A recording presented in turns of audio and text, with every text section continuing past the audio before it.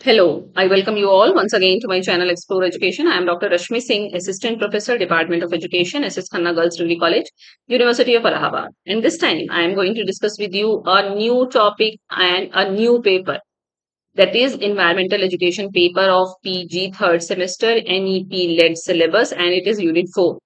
First second third की कुछ कुछ टॉपिक्स कवर हैं, पर मैं नीचे से चल रही हूँ इस बार, क्योंकि ये इंटायरली न्यू टॉपिक था मेरे लिए भी। सारे टॉपिक्स बिल्कुल नए थे जिन पर आपसे बात करनी है मुझे। तो यूनिट 4 से शुरू करते हैं। चिपको मूवमेंट, नर्मदा बचाओ आंदोलन एंड साइलेंट वैली मूवमेंट। तो मतलब ये यूनिट पूरी डिवोटेड है कि कौन कौन से आंदोलन हुए हैं पर्यावरण को बचाने के लिए और कौन कौन से एग्रीमेंट्स हुए हैं। तो फिलहाल अभी मूवमेंट की बात करते हैं। तो इन्वायरमेंटल मूवमेंट्स एंड लॉज की यूनिट है और हमको क्या देखना है, ग्रास रूट रेजिस्टेंस, कैसे लोगों ने ग्रास रूट लेवल पे विरोध किया। इकोलॉजी वर्सेस डेवलपमेंट का ये मुद्दा है कि हम इकोलॉजी को महत्व दें कि हम डेवलपमेंट पे जाएं, और लीगल लीगेसी क्या है ये देखना है हमको। तो environment movements in India and introduction. Post-independence development prioritized industrialization, large dams and resource extraction, often at ecological and social cost. जो स्वतंत्रता प्राप्ति के पश्चात क्या हुआ भाई, देखा गया कि हमें डेवलपमेंट को प्रायोरिटी देनी है, हमें विकास को प्राथमिकता देनी है। तो औद्योगिकरण हुआ, बड़े बड़े बांध बनाए गए, रिसोर्स एक्सट्रैक्शन किया गया, और अक्सर ये किस कॉस्ट पे हुआ, पारिस्थितिकी के कॉस्ट पे हुआ और सामाजिक कॉस्ट पे हुआ। मतलब नहीं होना चाहिए था पारिस्थितिकी और सामाजिक कॉस्ट पे, मूल्यों पे। Grass roots environmental movements emerge कब से हुए, from the 1970s as an organic response to deforestation, displacement and biodiversity loss. और ये सारे मूवमेंट शुरू होते हैं 1970 से। क्यों? क्योंकि बहुत पेड़ काटे जा रहे थे, डिस्प्लेसमेंट हो रहा था और जैव विविधता की क्षति हो रही थी। Rooted in Gandhian traditions of Satyagraha and non violent resistance combined with local ecological knowledge. और इनकी जड़ें किसमें थी, गांधी का जो सत्याग्रह का ट्रेडिशन था और जो नॉन वायलेंट रेजिस्टेंस था, मतलब हम हिंसा नहीं करेंगे विरोध करते वक्त, उसको जोड़ा गया लोकल इकोलॉजिकल नॉलेज। मतलब जो लोकल नॉलेज थे, जिनको इकोलॉजी की का ज्ञान था, उनको पता था कि ये जो पेड़ काटे जा रहे हैं, ये जो नुकसान हुआ जा रहा है, उससे परिस्थितिकी को कितना नुकसान होना है। तो इस तरीके से ये आंदोलन शुरू हुए। These movements went on to shape India's environmental jurisprudence, policy and public consciousness in lasting ways. इन आंदोलनों ने क्या किया, भारत के पर्यावरणीय जूरिस्प्रूडेंस को आकार दिया, नीति को आकार दिया, और बहुत हद तक पब्लिक कॉन्शियसनेस भी जागृत की। तो इसमें से पहला जो हमें पढ़ना है वो है चिपको मूवमेंट। इसकी ओरिजिन और कंटेक्स्ट देखते हैं। Emerged in 1973 in the hill region of present day Uttarakhand, centred in Chamoli district. ये 1973 में शुरू हुआ। जो आज का उत्तराखंड है उसके हिली एरिया में, जो चमोली डिस्ट्रिक्ट में केंद्रित था। Forest policy favoured commercial logging contractors over local one panchayat, accelerating deforestation. तो क्या था कि जो फॉरेस्ट पॉलिसी थी उस वक्त, वो कॉमर्शियल लॉगिंग कॉन्ट्रैक्टर्स को फेवर कर रही थी ओवर लोकल वन पंचायत, और इस तरह से डिफॉरेस्टेशन को बढ़ावा मिल रहा था। The 1970 Alaknanda flood exposed the ecological cost of deforestation, catalysing public concern. और 1970 में जो अलकनंदा नदी में बाढ़ आई, उसने इसको एक्सपोज कर दिया कि जो हम पारिस्थितिकी मूल्य पे पेड़ों को काट रहे हैं वो कितना नुकसानदेह हो सकता है, और इसी ने पब्लिक कंसर्न को जगाने का काम किया। इमीडिएट ट्रिगर क्या हुआ, the forest department allotted ash trees to a sports goods company instead of the local cooperative. और किसने बढ़ावा दे दिया इसको, कि जो फॉरेस्ट डिपार्टमेंट ने क्या किया, जो पेड़ों की राख थी वो एक स्पोर्ट्स गुड्स कंपनी को दे दी, instead of the local cooperative को नहीं दी। तो ये आंदोलन और जोर पकड़ लिया। फिर Chipko movement to action leadership and legacy की बात करें तो at Reni village 1974 Gaura Devi led women in embracing Chipko trees to physically block felling. मतलब वो क्या किया, रेनी विलेज में गौरा देवी जो एक लोकल वुमेन थी, वो चिपको आंदोलन, मतलब कि वो पेड़ों से चिपक गए फिजिकली। की फिगर्स इसमें बने Sunderlal Bahuguna, ecology is permanent economy. देखिए कितनी बड़ी बात बहुगुणा जी कह के गए, जो हम लोग उस वक्त मान लिए होते तो आज ये पर्यावरण का, विश्व का नुकसान नहीं हुआ होता इकोलॉजी के क्षेत्र में। इकोलॉजी इज परमानेंट इकोनॉमी, यही हमारा जो परमानेंट धन है, इसी को बचाना है और किसी को नहीं बचाना है। और जो हम लोग डेवलपमेंट के कॉस्ट पे और सोशल कॉस्ट पे ये कर रहे हैं, उससे दिक्कत है ना। एंड चांदी प्रसाद भट्ट, उन्होंने कोऑपरेटिव बेस्ड ऑर्गेनाइजिंग पे काम किया। तो रिजल्ट क्या निकला? A 1980 government of India moratorium on commercial felling above 1000 meter in the Uttarakhand Himalayas. तो मतलब 1980 में government of India moratorium on commercial felling above 1000 meter पे उत्तराखंड हिमालय में ये हुआ। मतलब 1980 में इस आंदोलन ने और जोर पकड़ लिया। तो लीगेसी क्या थी? इंस्पायर्ड दी एपिको मूवमेंट। इसी ने बाद में कर्नाटका के एपिको मूवमेंट को प्रेरित किया। शेप दी नेशनल फॉरेस्ट पॉलिसी 1988। इसके बाद राष्ट्रीय फॉरेस्ट पॉलिसी बनाई गई 1988 की, and remains a reference point in today's Joshimath land subsidence and hydro power debates. ठीक है, तो इसी चिपको मूवमेंट ने एपिको मूवमेंट चलाया, जिसने नेशनल फॉरेस्ट पॉलिसी 1988 को बताया कि वो उसको किस तरह से अपने आकार देना है, किस तरह से पॉलिसी बनानी है। और ये बाद में आज के जोशीमठ लैंड सब्सिडेंस और हाइड्रो पावर डिबेट का भी रेफरेंस पॉइंट बना। मतलब कि इस तरीके से चिपको मूवमेंट शुरू होता है। फिर नर्मदा बचाओ आंदोलन, इसकी ओरिजिन और कंटेक्स्ट क्या है? Launch in 1985 against the Sardar Sarovar dam, part of the larger Narmada valley development project. ये 1985 में लॉन्च हुआ और सरदार सरोवर डैम पे, जो कि नर्मदा वैली पे बना हुआ डेवलपमेंट प्रोजेक्ट था, उसके संदर्भ में ये शुरू हुआ। कोर कंसर्न इसके क्या थे? कि large scale displacement of Adivasi and rural communities without adequate rehabilitation. ये हुआ कि जो सरदार सरोवर डैम बनाया जा रहा था नर्मदा वैली पे, नर्मदा वैली डेवलपमेंट प्रोजेक्ट के अंदर, उससे बहुत सारे आदिवासियों को डिस्प्लेस होना पड़ा, मतलब विस्थापित होना पड़ा अपनी जगह से, रूरल कम्युनिटीज को, और उनको कोई प्रॉपर रिहेबिलिटेशन ही प्रोवाइड नहीं किया गया। तो इससे क्या हुआ? Submergence of forest, farm land and cultural sites alongside disputed claims about irrigation and power benefits. इसमें बांध बनाने के चक्कर में बहुत सारा जंगल की भूमि, फार्म लैंड और कल्चरल साइट्स जो थी, along side disputed claims about irrigation and power benefit, मतलब इरिगेशन और पावर बेनिफिट के बारे में गलत क्लेम किए गए, और फॉरेस्ट, फार्मलैंड और कल्चरल साइट को इसमें खत्म कर दिया गया, सबमर्ज कर दिया गया। Led principally by Medha Patkar with support from Baba Amte and wider civil society voices such as Arundhati Roy. तो इन लोगों ने इस आंदोलन को मुख्य रूप से बल दिया मेधा पाटकर, उनका सपोर्ट किया बाबा आमटे ने, और वाइडर सोसाइटी, सिविल सोसाइटी की भी आवाजें थी उसमें, लोग बोल रहे थे, जैसे कि अरुंधति रॉय बोल रही थी। Okay, then methods and key events क्या थे? मेथड इन्होंने इंक्लूड किया satyagraha, jal satyagraha, activist standing in rising submergence waters, pad yatra and hunger strike.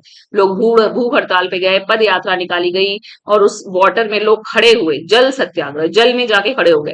1993 में the world Bank withdrew funding after the Morse committee report found resettlement plans and inadequate. बाद में world bank ने भी अपनी फंडिंग हटा ली जब उन्होंने मोर्स कमेटी की रिपोर्ट में पाया कि रीसेटलमेंट प्लान जो थे वो अपर्याप्त थे।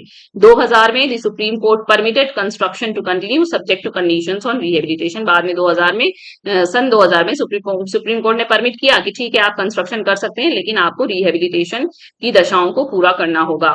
2017 में the dam reached its full height of 138.68 metres. Concerns over incomplete rehabilitation persist to this day. मतलब आज की तारीख में भी रिहेबिलिटेशन पूरा नहीं हुआ है, हालांकि डैम बन गया 2017 में। तो ये नर्मदा बचाओ आंदोलन चलाया गया था। और सिग्निफिकेंस क्या है इसकी? Broad global attention to displacement and rehabilitation as core environmental justice issues, not merely ecological ones. मतलब इसका कोर इशू केवल इकोलॉजिकल नहीं था, बल्कि ये भी था कि अगर आप इन्वायरमेंट में कुछ कर रहे हैं और वहां मतलब पर्यावरण में कुछ कहीं कुछ बना रहे हैं, बांध बना रहे हैं, कुछ बना रहे हैं, तो जिससे वहां जो लोग रहते हैं उनको अगर आप डिस्प्लेस कर रहे हैं तो उनका रिहेबिलिटेशन की जिम्मेदारी कौन लेगा? ये इस इश्यू ने ग्लोबली अटेंशन पाया, विश्व में भी इसकी बात हुई, वैश्विक चर्चा का विषय बना ये। Catalysed the national policy on resettlement and rehabilitation 2007। इसने बाद में उत्प्रेरक का काम किया कि जो राष्ट्रीय नीति बनाई गई रीसेटलमेंट और रिहेबिलिटेशन की 2007 में, उसके लिए, और strengthened public interest litigation as a tool for environmental and human rights advocacy in India. बाद में इसने पब्लिक इंटरेस्ट लिटिगेशन पीआईएल को मतलब एक टूल के रूप में, एनवायरमेंटल और human right advocacy in India के टूल के रूप में विकसित किया, सुदृढ़ किया। पब्लिक इंटरेस्ट लिटिगेशन है ना, कि एक टूल हो सकता है कि आप एनवायरमेंटल और ह्यूमन राइट एडवोकेसी को भारत में चला सकते हैं, बढ़ा सकते हैं। marked a shift from forest-centered environmentalism toward a broader movement encompassing displacement, livelihood and rights। बाद में ये एक शिफ्ट के रूप में आया कि फॉरेस्ट सेंटर्ड एनवायरमेंट, भाई जो चिपको आंदोलन था वो पूरी तरीके से फॉरेस्ट सेंटर्ड एनवायरमेंटलिज्म था, लेकिन ये और बड़ा मूवमेंट था क्योंकि इसमें डिस्प्लेसमेंट, लोगों की आजीविका और लोगों के अधिकारों की बात थी कि आपने जिनको विस्थापित किया है वो कहाँ जाएंगे। फिर साइलेंट वैली मूवमेंट आता है। ये किस पे बेस्ड है? Centred on a proposed hydro electric dam on the Kunthipuzha river within Silent Valley Palakkad district Kerala. ये केरला में चला है और हाइड्रो इलेक्ट्रिक डैम जो कुंती पूजा रिवर पे बन रहा था उस पे ये प्रपोज था। It is a pristine tropical rain forest home to the endangered lion tailed macaque and many endemic species.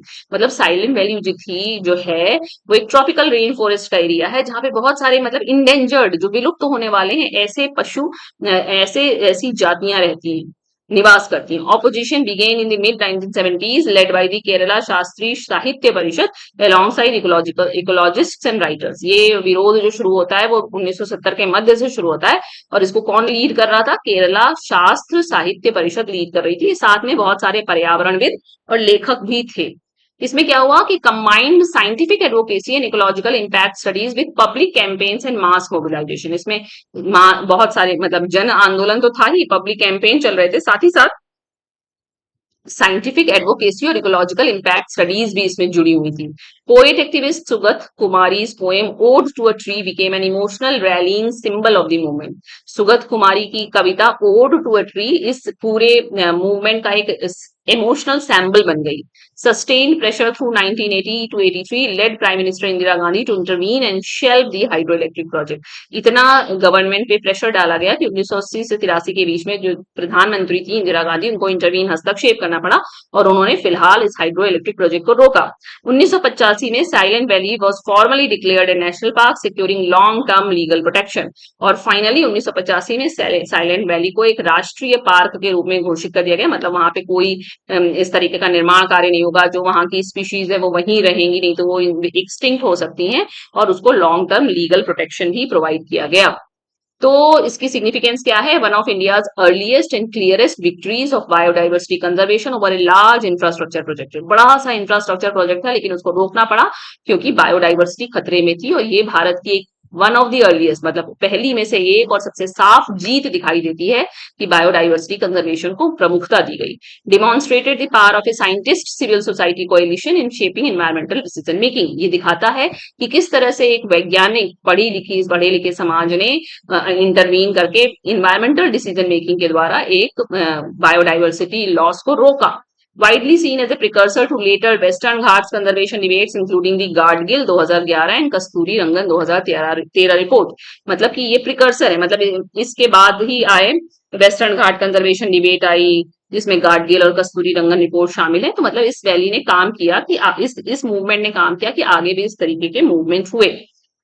तो कंपेरेटिव एनालिसिस देखें कॉमन थ्रेड्स, तो all three movements Drew on Gandhian non violent methods. तीनों ही method में कहीं हिंसा का इस्तेमाल नहीं हुआ, या आपके अहिंसा पर बेस्ड थे। सत्याग्रह, पदयात्रा और सिविल डिसोबीडियंस मतलब कि असहयोग आंदोलन की तरह से। इनको ग्रास रूट और लोकल लीडरशिप मिली, कहीं गौरा देवी थी, कहीं मेधा पाटकर, कहीं सुगता कुमारी, है ना, और उनको वाइडर सिविल सोसाइटी सपोर्ट भी मिला।